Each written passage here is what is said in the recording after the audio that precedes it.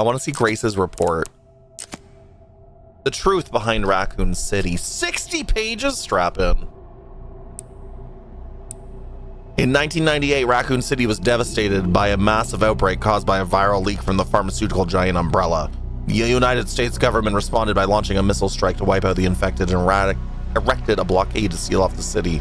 In 2004, following a court trial, the Umbrella Corporation declared bankruptcy. A complete account of the events was never released. However, in October 2026, it was discovered that the city had been used as a hub for the production and trafficking of bioweapons. This is like the history of the entire game series, it feels like.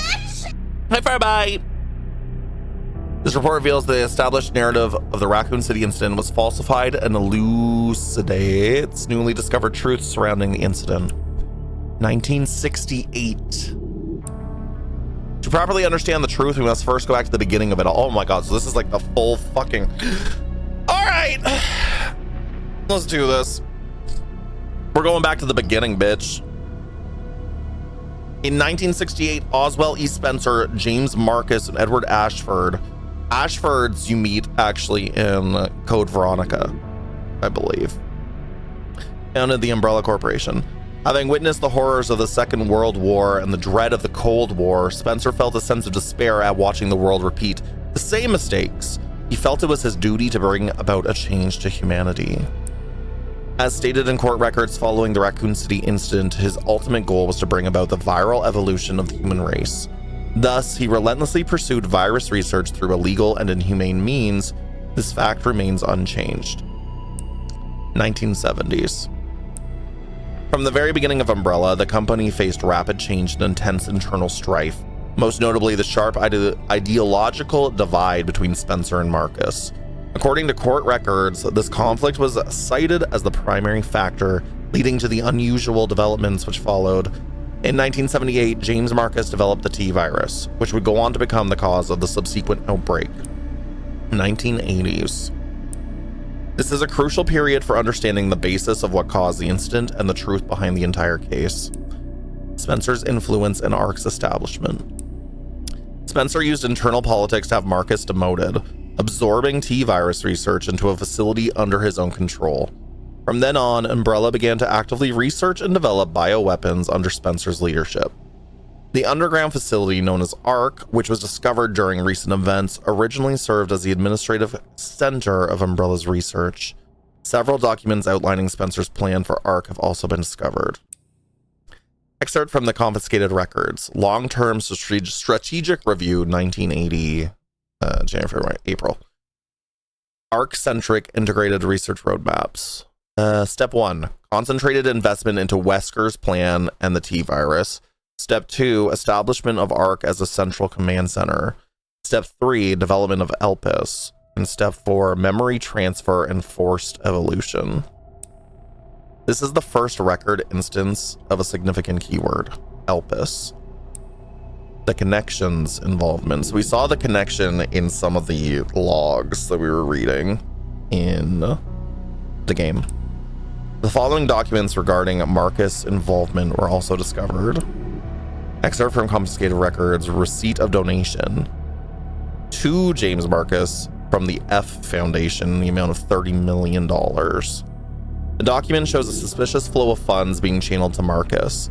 Past FBI investigations revealed that the source of the funds, the F Foundation, was just one of the puppet organizations of the connections. The F Foundation no longer exists.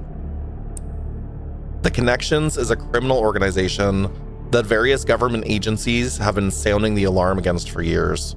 This illicit group is at the heart of all of this. Evidence suggests that the Connections sought involvement with Umbrella's central operations. Additional documents belonging to the protege of Marcus, Brandon Bailey, have been uncovered. Telegraph log from Brandon Bailey to the F Foundation. Preparations are complete. I think it's time they made contact with me directly, don't you? I await a response. This indicates that Bailey took over correspondence with the Connections, succeeding Marcus. Bailey was rumored to be the founder of the Connections, but he may have only been a small cog in the larger machine. We now believe the Connections has had deep roots in the criminal underworld since before the 1980s. Much about the Connections remains unknown. So that's probably going to be something we see in the next game, maybe? Spencer's Purge.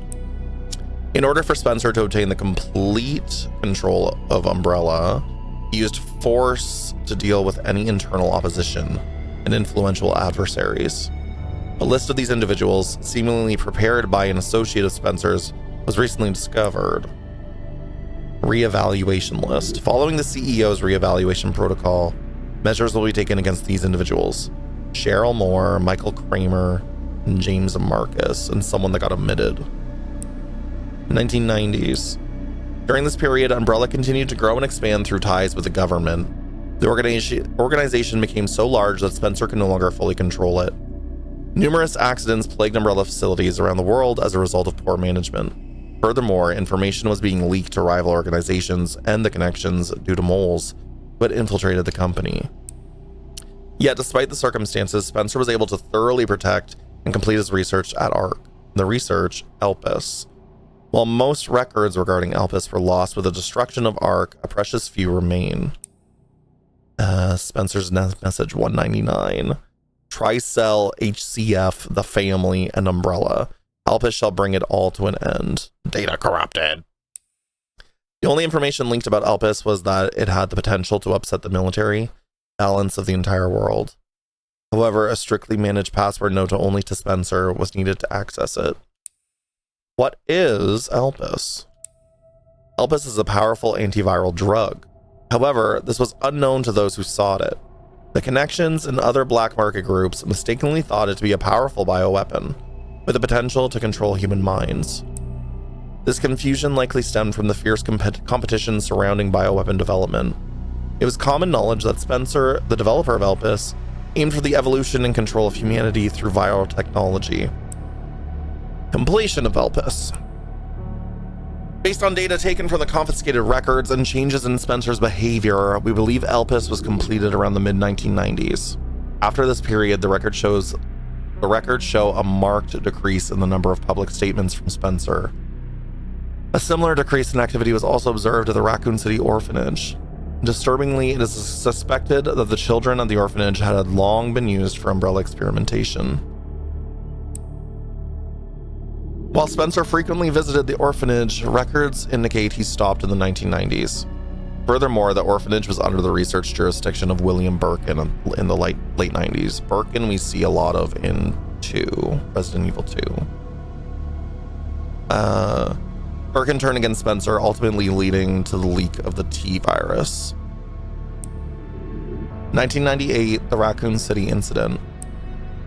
The T virus leaked from the Umbrella research facility in Raccoon City, causing an unprecedented outbreak. In response, the government decided to launch a missile strike on the city under the pretense of containing the spread. However, this is where we have been misled. The missile strike was not launched to prevent the spread of infection. A plan was formed to disrupt the relationship between the government and Umbrella and shift the blame for all illegal activities onto Spencer. Found records indicate that the connections lobbied for the missile strike. Excerpt from confiscated records, access log, first assembly minutes. ARC has been secured. Commence the missile strike. The blame will fall solely on Spencer. With this, Umbrella will be dismantled and will seize their assets. We actually saw that in-game. That was something we read in-game. Their goal was the acquisition of Umbrella assets, particularly the thing they believe would disrupt the world's military balance, Elpis. Due to Bailey's involvement, the connections were aware of Umbrella's inner workings prior to the Raccoon City incident. This set them up to swiftly secure ARC before instructing the government to carry out the missile strike. After the Raccoon City incident, the Umbrella trials. As is well known, trials were held after the events of the Raccoon City incident. Testimony from Raccoon City survivors, along with the evidence submitted by the Global Pharmaceutical Consortium, demonstrated the scope of Umbrella's nefarious activities. Evidence against Spencer was presented at the trials by his subordinate, Albert Wesker. It is now evident that Wesker was linked to the Tricell, which in turn had strong ties to the connections. Therefore, it is highly likely there was pressure from the government and the connections during the trials. In 2004, following the outcome of the trials, Umbrella was forced into bankruptcy. Just as the connections and the government intended, Oswald E. Spencer was held accountable as CEO and he disappeared from the public eye. Acquisition of ARC. The connections and the government seized ARC during the Raccoon City incident. Therefore, ARC served as a base for the research, development, and distribution of bioweapons. Documents believed to be transaction lists have also been seized. These list Umbrella's competitors, along with organizations that were previously found guilty of illegal activity. Unfortunately, most evidence was lost with the collapse of ARC. Recovery efforts continue, but success is unlikely. Proliferation of bioterrorism. Following the Raccoon City incident, weaponized viruses developed by Umbrella were leaked. Subsequently, instances of bioterrorism utilizing this technology spread around the globe. In 2013, President Adam Benford was assassinated in a bioterrorist attack. Intelligence agencies report that the president wished to reveal the full truth of the Raccoon City incident. It is possible that President Benford was privy to the facts revealed in this report. Spencer's final years. Remaining records about Spencer after the dissolution of Umbrella are scarce, but a new source of information has recently come to light, an interview conducted by Alyssa Ashcroft. Despite being responsible for countless atrocities, Spencer showed some signs of remorse in this interview. Having lost everything, he sought atonement. While Alpus is a powerful instrument that can render viral weapons inert, it also has the potential as a... I've never had to say this word in my life. Who wants to phonetic it for me? I don't know what this... I've seen it, I've never had to say it. Panacea? Panacea? Alright.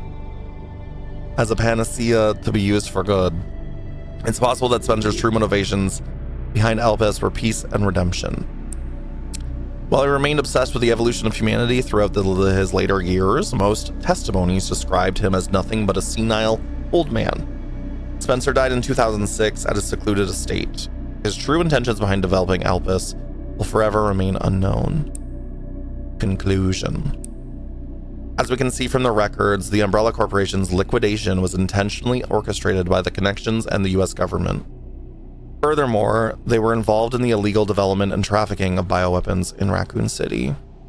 The extent to which past and present governments were involved requires further investigation.